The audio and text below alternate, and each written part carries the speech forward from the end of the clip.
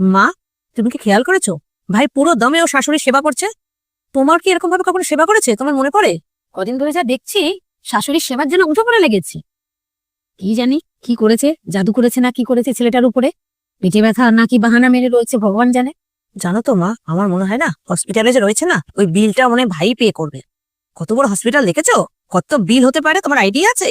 কি বলবো বল, আমারও মনে হয় সব পয়সা ও উড়িয়ে দিচ্ছে। নিজেরটা যদি নিজে না বোঝে আর কি বলবো বল। কি গো, আমার টিফিনটা দাও, তাড়াতাড়ি, দেরি করো না।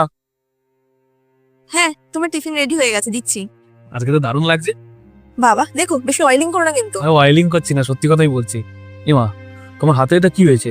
ওই একটু রান্না করতে গিয়ে তেল ছিটে পড়েছে, যেন পুড়ে গেছে। সবার খেয়াল করো, নিজেরও একটু খেয়াল করো সঙ্গে সঙ্গে। ঠিক আছে, কোনো ব্যাপার না। আমি যাওয়ার সময় একটু খাবারটা মার জন্য নিয়ে যাবো ভাবছি। তোমার যেতে হবে না, আমি তো অফিস যাচ্ছি, একই রাস্তায় পড়বে হসপিটাল।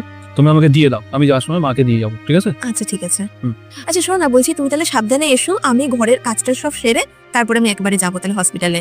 ঠিক আছে, আমি যাচ্ছি। বুঝে একটা কাজ করে শুনো, ক্যাব বুক করে নি, ওরকম ট্রেনে বাসে যেতে হবে না, ক্যাব বুক করে সোজা চলে যাও, ঠিক আছে? আচ্ছা ঠিক আছে, ওকে, ঠিক আছে। তুমি সাবধানে এসো।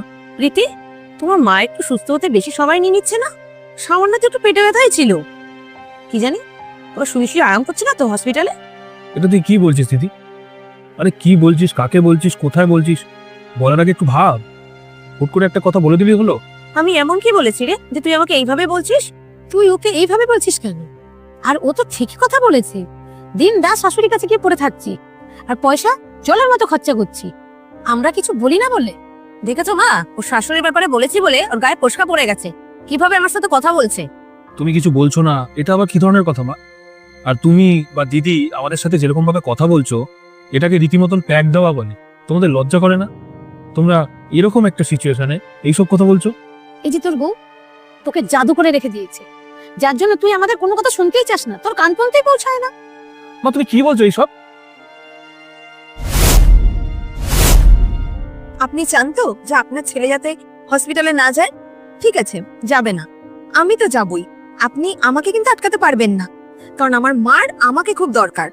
এতদিন পর্যন্ত তো আমি হসপিটালে যাওয়ার আগে সকালের টিফিন, লাঞ্চ এগুলো তৈরি করে যেতাম, এসে ডিনারটাও বানাতাম যাতে আপনাদের কোনো অসুবিধা না হয়।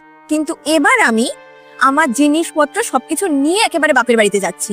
যতদিন আমার মা সুস্থ না হয় ততদিন পর্যন্ত আমি এই বাড়িতে আসবো না। আমি আমার মা বাবার একমাত্র মেয়ে, আর আমার মা বাবার সম্পত্তি নেওয়ার অধিকার যেরকম আমার আছে, তো তাদের অসুবিধার সময় আমার কর্তব্য তাদের পাশে দাঁড়ানো। আর আপনারা আমার কর্তব্য পালন করার থেকে আটকাতে পারবেন না। বিয়ের পর মেয়েরা পর হয়ে যায় এটা শুনেছি, কিন্তু এতটাও পর হয়ে